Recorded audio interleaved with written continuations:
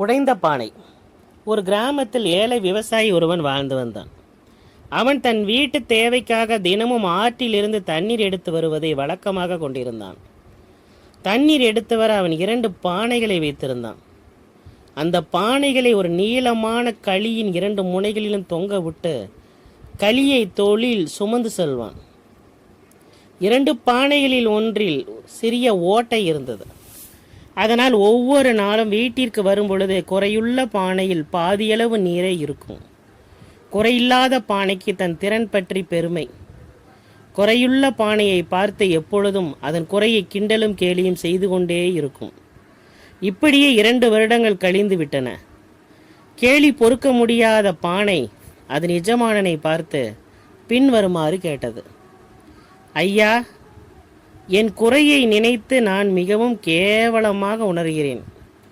உங்களுக்கு தினமும் என் குறையால் வரும் வழியெல்லாம் தண்ணீர் சிந்தி உங்கள் வேலை பளு மிகவும் அதிகரிக்கிறது. என் குறையை நீங்கள் தயவு சேர்ந்து கூர்ந்து சரி செய்யுங்களேன். அதற்கு விவசாயி: பானையே, நீ ஒன்று கவனித்தாயா?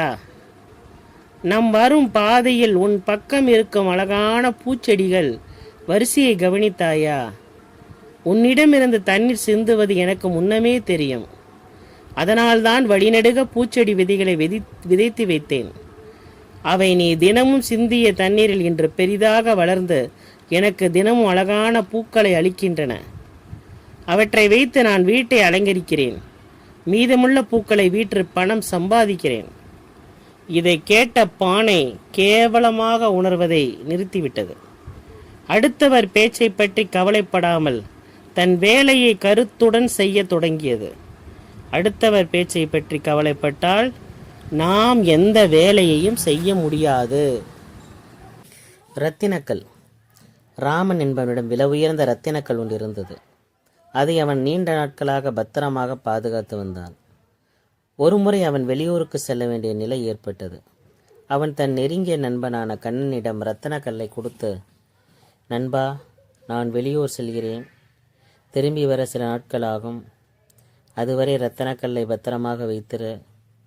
நான் திரும்பி வந்ததும் வாங்கி கொள்கிறேன் என்று கூறி சென்றான். கண்ணனும் இரத்தினக்கல்லை வாங்கி கொண்டான். சில நாட்கள் கழித்து ராமனும் திரும்பி ஊருக்கு வந்தான். தன் நண்பனின் வீட்டிற்கு சென்று இரத்தினக்கல்லை திரும்ப தருமாறு கேட்டான். உன்னுடைய இரத்தினக்கல்லை நான் அப்போதே திரும்பி தந்து விட்டேனே என்று கண்ணன் கூறினான். இனி கண்ணனிடம் பேசி பயனில்லை என்று நினைத்த ராமன் நேரே மரியாதை ராமனிடம் சென்று முறையிட்டான்.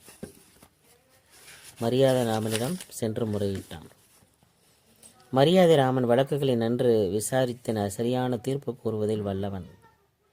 ராமன் எப்படியும் மரியாதை ராமனிடம் சென்று முறையிடுவான் என நினைத்தான் கண்ணன். உடனே தன் வீட்டிற்கு வாடிக்கையாக வரும் சவர தொழிலாளி, சலவை தொழிலாளி, மண்பாண்ட தொழிலாளி ஆகிய 3வரையும் வரவழைத்தான். இதோ பாருங்கள், மாணிக்கத்திடம் நான் இரத்தினக்கல்லை திருப்பி கொடுத்த போது நீங்கள் பார்த்ததாக மரியாதை ராமன் சபையில் சாட்சி சொல்ல வேண்டும் என முன்கூட்டியே சொல்லி வைத்து விட்டான். மரியாதை ராமன் கண்ணனை அழைத்து விசாரித்தான்.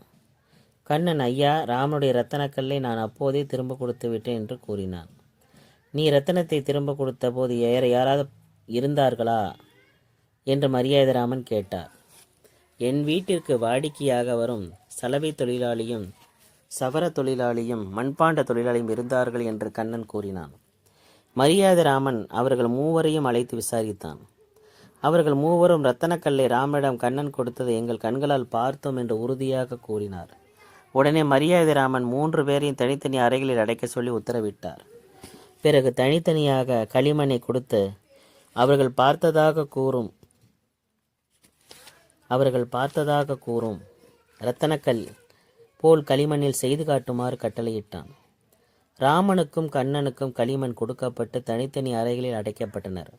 கண்ணனும் ராமனும் களிமண்ணில் இரத்தினக்கல்லை போல் உருவம் செய்து கொண்டு வந்தனர்.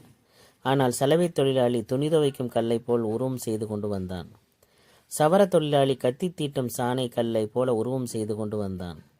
மண்பாண்ட தொழிலாளி பானை செய்யும் சக்கரம் போல உருவம் செய்து கொண்டு வந்தான். அவற்றை பார்த்த மரியாதை ராமன், கண்ணா, உன்னுடைய சாட்சிகள் 3வரும் இரத்தினக்கல்லையே பாராதவர்கள் என்பது அவர்கள் செய்து காட்டிய களிமண் உருவத்திலிருந்தே தெரிகிறது என்று கூறினார். ஆகையால் உன் வாயாலேயே உண்மையை ஒத்துக்கொள், இல்லை எனில் கடுமையான தண்டனை கிடைக்கும் என்று மரியாதை ராமன் கூறினான். வேறு வழி இல்லாமல் கண்ணன் தன் குற்றத்தை ஒப்புக்கொண்டான். ராமனிடம் ரத்தனக்கல்லை திரும்ப கொடுத்து விட்டான். ஏமாற்றிய கண்ணனுக்கும் பொய்சாட்சி கூறிய மூவருக்கும் ஆளுக்கு 100 சவுக்கடிகள் கொடுக்க சொல்லி மரியாதை ராமன் உத்தரவிட்டான்.